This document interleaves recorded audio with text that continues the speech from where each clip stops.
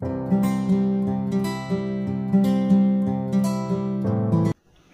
students, hello everyone. Today our another topic is work, power and energy.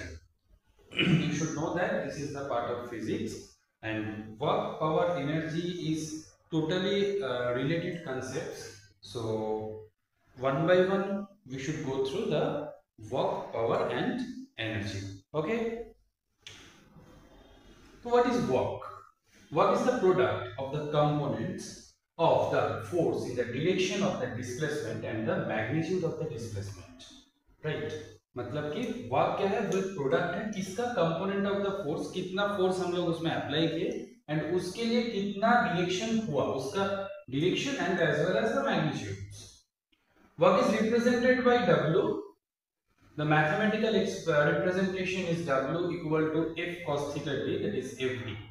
The W is the work done, F is the force, D is the displacement and theta is the angle between the force vector and the displacement vector. Its dimension is ml to T minus 2 and its unit is joule in SI and R in CGS. This is a scalar quantity.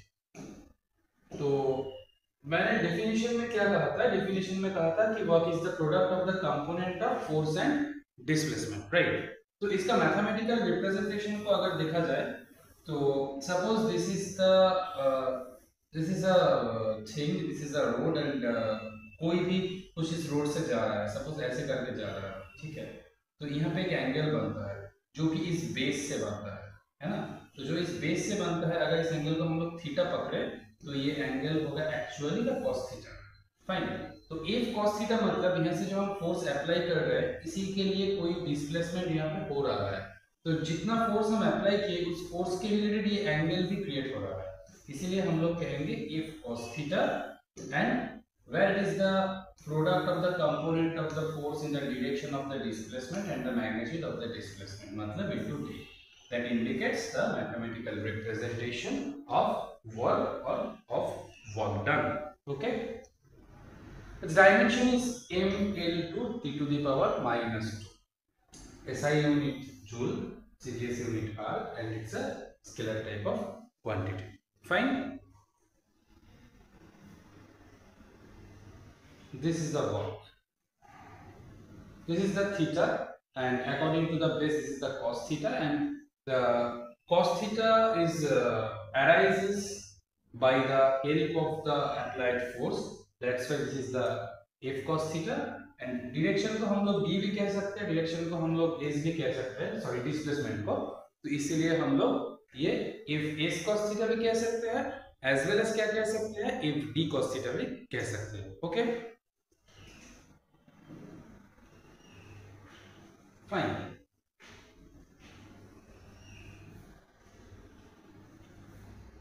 Now the types of work done. There are some types of work done. वो क्या क्या है वो हम लोग अभी देख लेंगे. ठीक है. Number one is positive work done. The work is said to be positive, that indicates plus B if the body is displaced in the direction of the force, that is theta equal to 0 degree.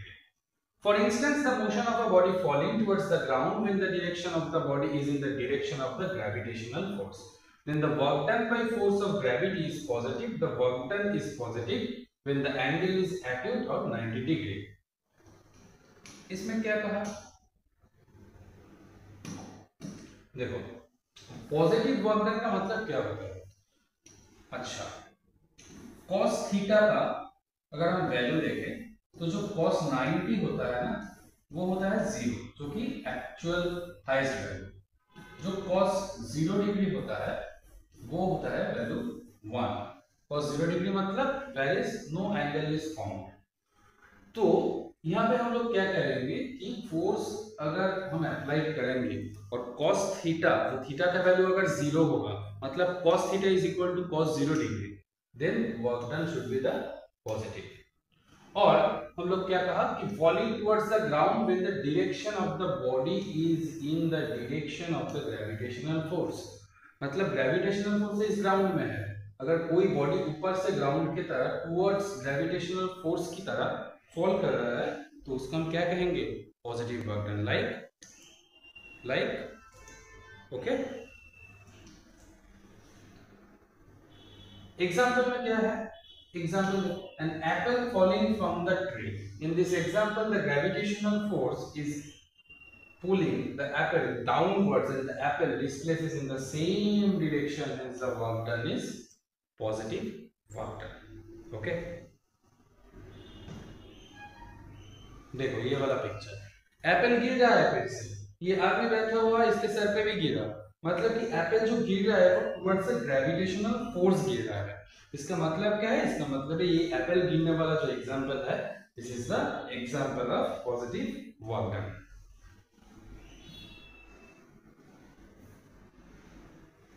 Now the negative work done. Similarly, work is said to be negative if the force and displacement are in opposite direction. That is, theta is equal to 180 degree. Theta is equal to 180 degree का मतलब क्या है? तो क्यों हम लोग ये कह रहे हैं? इसका मतलब एक्चुअली जो है, that is, थीटा अगर 180 डिग्री होगा, cos theta that equals to अगर cos 180 डिग्री होता है, इसका वैल्यू है -1 इंडिकेट कर रहा है कि वर्क डन नेगेटिव हो रहा है, मतलब कि ग्रेविटेशनल फोर्स जिस दिक में है उस दिक में नहीं हो रहा है, और जहां पे होना चाहिए उसका ऑपोजिट साइड में हो रहा है, इसीलिए हम लोग इसको क्या कहेंगे, negative work done. Okay, if a body thrown in an upward direction, however the force due to the gravitational pull is in the downward direction, मतलब ग्रेविटेशनल फोर्स तो नीचे की तरफ है, this is the positive work done, this is the positive work done, और this is the negative work done, this is the negative work done. Okay, जो gravitational force का दूसरी तरफ है, ऑपोजिट साइड है, right. Work done by force of gravity is negative. The work done is negative when the angle is acute more than 90 degree, that is 180. The work done by gravity on a rocket goes perpendicularly upwards.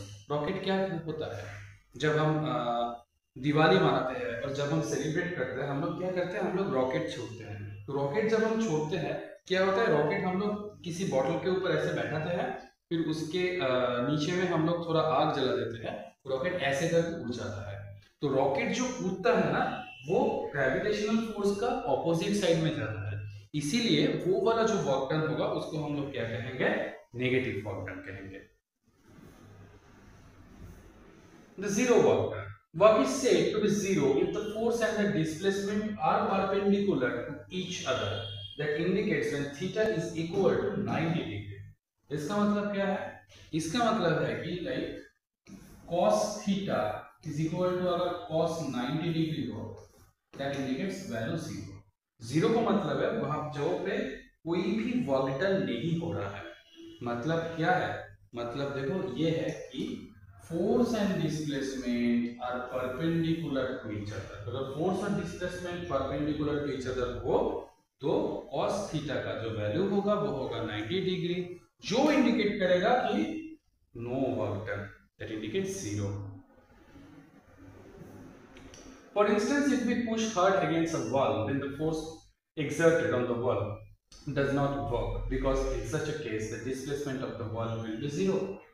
Suppose अगर अभी मैं कोई दीवार को force दूंगा, मेरा force और दीवार का जो डिस्प्लेसमेंट वो परपेंडिकुलर हो जाएगा।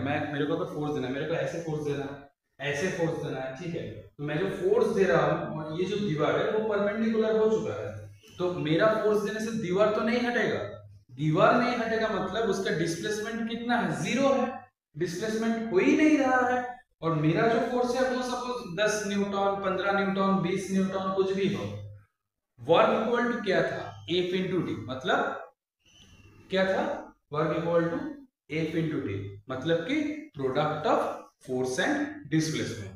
अगर डिस्प्लेसमेंट कुछ हो ही नहीं रहा है, डिस्प्लेसमेंट अगर 0 है, तो फोर्स जितना भी हो जाए उसके साथ 0 को प्रोडक्ट बनाने के लिए मल्टीप्लाई करना होगा, और हम लोगों को मालूम है किसी के साथ भी अगर 0 मल्टीप्लाई हो जाए तो आंसर 0 ही होता है। तो ये इंडिकेट कर रहा है कि जितना भी फोर्स हम अप्लाई कर ले, डिस्प्लेसमेंट अगर 0 हो तो टोटल वर्क डन भी 0 ही होगा, राइट। देखो, this is the example, there is a 0 work done and force.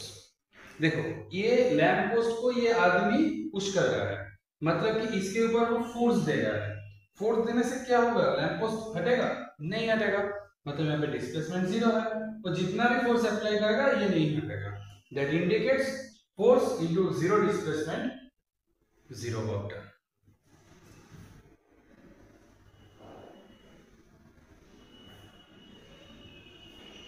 Energy,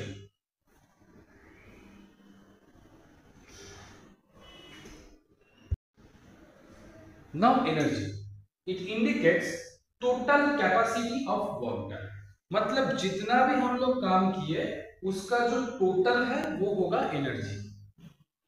dimension work done का सेम है, यूनिट भी उसका सेम है। It's a type of scalar quantity. The types of energy are kinetic energy and as well as potential energy. Kinetic energy का मतलब क्या है, जो काइनेटिक वैल्यू हम लोगों को समझ देगा। पोटेंशियल एनर्जी मतलब है वो एनर्जी कितना भी पोटेंशियल है वो हम लोगों को समझना होगा। This is energy, this is kinetic energy and potential energy. Potential energy में इस types are there and kinetic energy में ये सब टाइप होता है। Now the number one, kinetic energy. It is the energy possessed by the virtue of its motion. अगर कोई भी चीज रेस्टिंग कंडीशन में हो तो वो मोशन में जाने के लिए कितना उसका एनर्जी चाहिए, दैट इंडिकेट्स उसका काइनेटिक एनर्जी। ओके,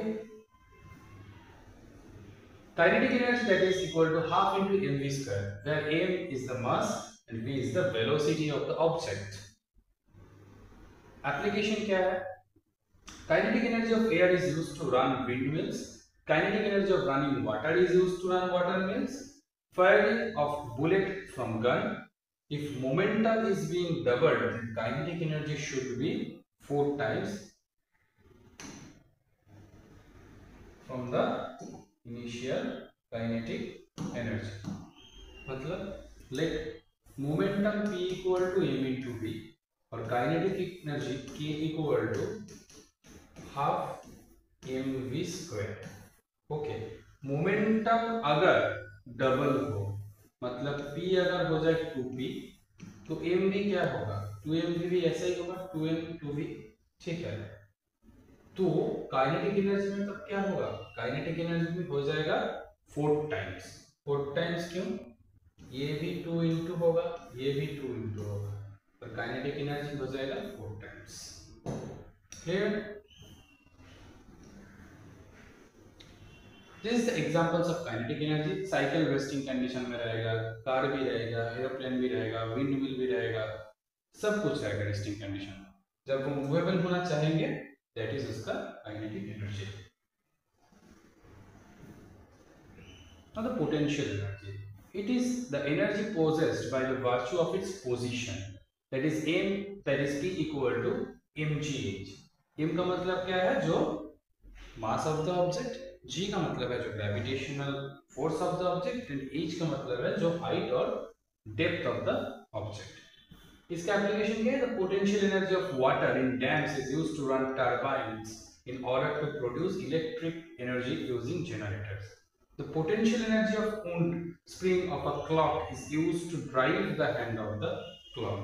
जो हम लोगों का ऐसा घड़ी होता है वहाँ पे जो ऐसा कुछ हम लोग दिखता है, हम लोगों को 3 टाइप्स ऑफ, हम लोगों को क्या दिखता है, 3 टाइप्स ऑफ हम लोगों को घड़ी के अंदर चीज दिखता है। एक होता है आवर्स का, एक होता है मिनट्स का, एक होता है सेकंड्स का। तो वो पोटेंशियल एनर्जी से वो क्लॉक हम लोगों को प्रॉपर टाइम दिखा पाता है, जैसे कि वो 3 चीज जो हम लोग दिखते हैं वो अगर ठीक से काम करे तो। देखो इसका हाथ में एक बॉल है, वो बॉल का मास होगा टुवर्ड्स द ग्रेविटी, वो बॉल फेंक रहा है, यहाँ पे हाइट भी है, तो बॉल तो रेस्टिंग में था, तो वो जब उसको फेंकेगा बॉल का मास, ग्रेविटेशनल फोर्स इंक्लूडिंग उसका हाइट, उसका एक पोटेंशियल एनर्जी जनरेट होगा। The law of conservation of energy. The law of conservation of energy states that energy can be neither be created nor be destroyed, although it may be transformed from one form to another. मतलब energy conservation का law ऐसे ही कहता है कि इसका कोई अलग से क्रिएशन और डिस्ट्रॉय हम लोग नहीं कर पाएंगे, क्योंकि energy can be created neither be destroyed. So क्या हो सकता है, एनर्जी सिर्फ कन्वर्ट हो सकता है, सिर्फ ट्रांसफर हो सकता है। Transformation of energy in a torch, the chemical energy of the batteries is converted into the electrical energy which is converted into light and heat energy। देखो टॉर्च में क्या होता है, टॉर्च में क्या होता है, टॉर्च में बैटरी रहता है ना। टॉर्च में जब बैटरी रहता है, बैटरी में केमिकल्स है, then chemical energy to the battery is converted into the electrical energy, जिसमें हम लोगों को दिखाई देता है। Then electrical energy is converted into light and heat energy. Torch अगर हम ऑन करेंगे तो वहां से लाइट भी निकलेगा which is an energy and as well as वहां से हीट भी जनरेट होगा। In hydroelectric power plant, the potential energy of water is converted into the kinetic energy of turbine। क्यों? ऐसा क्यों है? ऐसा क्यों है? Potential energy of water, जो वाटर था, काइनेटिक एनर्जी कहाँ से शुरू होता है? टरबाइन से। तो टरबाइन में हम लोगों को घुमाना पड़ता है, फिर वहां से हम लोग क्या क्रिएट करते हैं? इलेक्ट्रिसिटी को, which is the renewable source like electric energy। A loudspeaker electrical energy is converted into sound energy। Loudspeaker में क्या होता है, हम लोग फोन में बात करते हैं, हम लोग गाना सुनते हैं, तो उसमें क्या होता है, इलेक्ट्रिसिटी के द्वारा वो कनेक्टेड होता है। तो लाउडस्पीकर में क्या होता है, वो साउंड एनर्जी में कन्वर्ट हो रहता है इलेक्ट्रिकल एनर्जी। माइक्रोफोन में थोड़ा सा अलग होता है, sound energy will convert into electrical energy, क्योंकि हम लोग जब बात करते हैं माइक ऐसे लेकर ऐसे पकड़कर, वहां पे साउंड जाता है, वो साउंड एनर्जी फिर से क्या होता है, वो इलेक्ट्रिकल एनर्जी में कन्वर्ट हो पाता है, इसीलिए वो साउंड सबको सुनाई देता है। जनरेटर में mechanical energy is converted into electrical energy, उसका जो मैकेनिक्स है उसके हिसाब से, उसके द्वारा हम लोग घर में इलेक्ट्रिसिटी करंट पहुंच जाते हैं। When fuels are burned, chemical energy is converted into heat and light energy।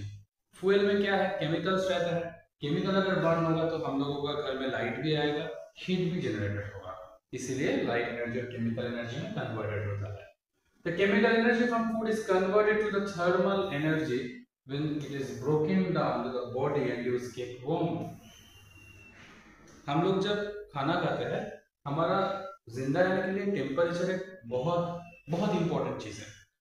तो जब हम खाना खाते हैं, वहां पे क्या होता है, रेस्पिरेशन होता है, रेस्पिरेशन होने के बाद क्या होता है, हम लोगों का बॉडी में एनर्जी स्टोर होता है। तो खाना में तो केमिकल एनर्जी रहता है, जो केमिकल एनर्जी जब हम खाते हैं वो हमारा बॉडी में थर्मल एनर्जी होकर स्टोर होता है। This is the kinetic energy and potential energy. तो पोटेंशियल एनर्जी अगर U है, काइनेटिक एनर्जी अगर K है, तो ये पूरा का पूरा कुछ काम होने के पहले और काम होने के बाद भी कांस्टेंट ही रहेगा। देखो this is the energy in, मतलब ये यहाँ से जा रहा है, पोटेंशियल एनर्जी मतलब यहाँ पे आके वो एकदम जीरो में है, फिर वो वहां से गिरेगा, that is energy in and energy out, this is the potential energy. Now the power. Power का मतलब, पावर का मतलब है कैपेसिटी और एबिलिटी और कैपेबिलिटी टू डू समथिंग और act in a particular way. इसके डायमेंशन है m to t-3, unit is joule per second और watt and erg, it's type is scalar quantity. Okay, तो अब ये क्वेश्चन आ सकता है कि पावर और एनर्जी में डिफरेंस क्या है। देखो टोटल जो वर्क डन है, वर्क डन का मतलब क्या है, displacement into force, displacement into force करके वर्क डन होता है, और ये वर्क डन 5 जगह 10 जगह 20 जगह कुछ भी हो सकता है। टोटल जो वर्क डन है उसको हम कहते हैं एनर्जी, और पर्टिकुलर में टाइम इंटरवल में अगर वर्क डन हो उसका हम कहेंगे पावर। सपोज मैं और मेरा भाई, घर का 2 लड़का, मेरा भाई पूरा दिन में 20 litre water from first floor से वो 4th फ्लोर में ले जा पा रहा है, ठीक है, 20 लीटर। मैं भी पूरा दिन फर्स्ट फ्लोर से 4th फ्लोर तक 15 लीटर वाटर ले जा पा रहा हूं, ठीक है। मेरा 15 लीटर वाटर ले जाने के लिए टाइम इंटरवल में अगर हम लोग देखेंगे, सपोज 3 घंटा लगेगा, मतलब पर घंटा 5 लीटर वाटर। मेरा भाई का अगर दिखा जाए, उसका 20 लीटर ले जाने के लिए 10 घंटा लगेगा, मतलब पर घंटा 2 लीटर ऑफ वाटर। तो इससे हम क्या कंक्लूड कर पाएंगे, वो पूरा दिन में 20 लीटर ले जा रहा है, मैं पूरा दिन में 15 लीटर ले जा रहा हूं, मतलब वर्क डन हम दोनों ही कर रहे हैं, उसका एनर्जी मुझसे ज्यादा है, इसीलिए पर डे 20 लीटर वाटर वो ग्राउंड फ्लोर से और फर्स्ट फ्लोर से फोर्थ फ्लोर तक ले जा पा रहा है और मैं 15 लीटर। अगर टाइम इंटरवल में देखा जाए तो मैं 3 घंटा में 15 लीटर वाटर ले जा पा रहा हूं और वो 10 घंटा में 20 लीटर वाटर ले जा पा रहा है। यहां से अगर कंक्लूड हम क्या करेंगे कि पर आवर मैं 5 लीटर ले जा पा रहा हूं, पर आवर वो 2 लीटर ले जा पा रहा है। इससे क्या कंक्लूड होता है, मेरा पावर उससे ज्यादा है। ओके स्टूडेंट्स, देखो this is the power that is W/T, मतलब एक पर्टिकुलर टाइम इंटरवल का जो वर्क डन है उसका हम पावर कहेंगे। इसका यूनिट भी है, देखो joule per second. Joule per second को हम लोग कहते हैं वाट और सीजीएस यूनिट जो है आर्क पर सेकेंड। देखो ये मैं हूं और ये मेरा भाई है, हम लोगों का बीच में लड़ाई हो रहा है क्योंकि मेरा पावर ज्यादा है, उसका एनर्जी ज्यादा है। ओके,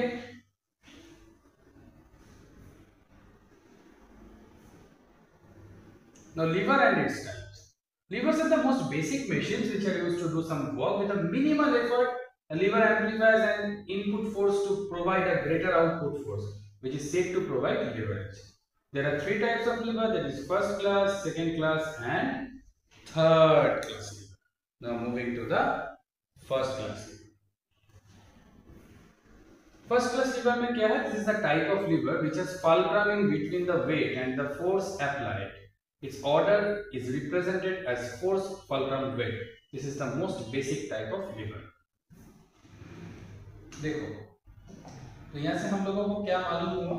यहाँ से हम लोगों को एक चीज तो मालूम हो गया कि फल्क्रम कहाँ पे रहेगा? वेट और फोर्स के बीच में। This is the basic type of lever. Okay, तो फल्क्रम रहेगा फोर्स और वेट के बीच में। देखो दिस इज द फल्क्रम जो रहा है, यहाँ पे हमारा है फोर्स, यहाँ पे हमारा है एफर्ट, मतलब वेट, इसके बीच में। Example, our hand pushing an object और seesaw, crowbars using scissors represents the use of 2 first class levers. A wheel and axle is also an example. The next one is the second class lever. इसमें क्या होगा देखते हैं, चलो। second class lever. Second class lever में this fulcrum is at one end and the force applied is on the other end. The weight is situated in the middle of these two. The order of this would be fulcrum, weight, force. देखो पहला वाला क्या था, fulcrum रह रहा था in between load and weight. यहाँ पे फल्क्रम रह रहा है एक साइड में, ठीक है, और क्या हो रहा है, उसके बाद रह रहा है ये वेट, उसके बाद रह रहा है ये फोर्स, ठीक है। इसका एग्जांपल और एप्लीकेशंस क्या है, wheelbarrow, staplers, door saw, gates, bottle openers, nutcrackers, nail clippers, सब कुछ। और यहाँ का ऑर्डर क्या है, फल्क्रम, वेट, फोर्स। तो पहले में हम लोग क्या देखे थे, वेट, फल्क्रम, फोर्स। अभी हम लोग देखें फल्क्रम, वेट, फोर्स। तो लीवर 3 में क्या हो सकता है, तुम बता सकते हो गाइस? चलो देखते हैं क्या होगा।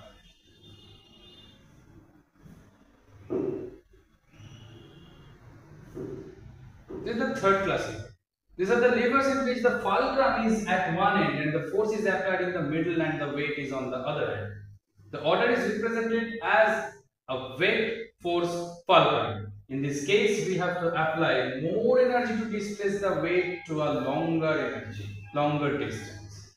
देखो, तो पहला का जो रिप्रेजेंटेशन था उसमें हम लोग कहे थे क्या कि fulcrum is situated in between weight and force.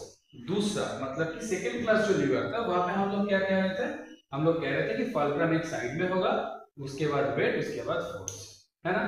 यहाँ पे देखो, यहाँ पे रिप्रेजेंटेशन ऐसा, wait, force, fulcrum.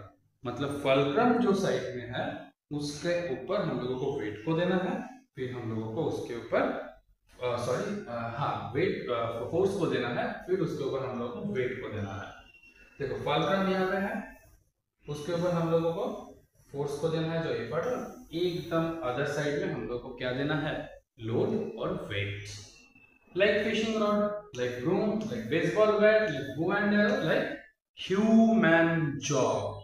Okay,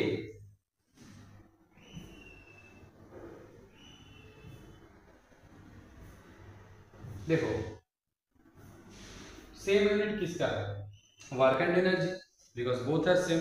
power क्यों नहीं है, क्योंकि पावर है इंटरवल टाइम में एनर्जी और वर्क। ऐसा यूनिट ऑफ पावर वाट। मैंने क्या कहा, पावर है एक इंटरवल टाइम में कितना वर्क हो पा रहा है, मतलब joule per second. Joule per second को क्या कहते हैं हम लोग, वाट कहते हैं। In case of zero work done, theta should be 90 degree. क्यों, परपेंडिकुलर होना चाहिए फोर्स ऑफ डिस्प्लेसमेंट। अगर परपेंडिकुलर हो पाएगा तो cos theta should be cos 90 degree, and that indicates zero work done. In a microphone, sound energy is converted into obviously electrical energy. अगर मैं जब बात कर रहा हूँ ना, साउंड जो जा रहा है इलेक्ट्रिसिटी के द्वारा ही आप सब लोग सुन पा रहे हो, इसलिए sound energy will convert into obviously electrical energy.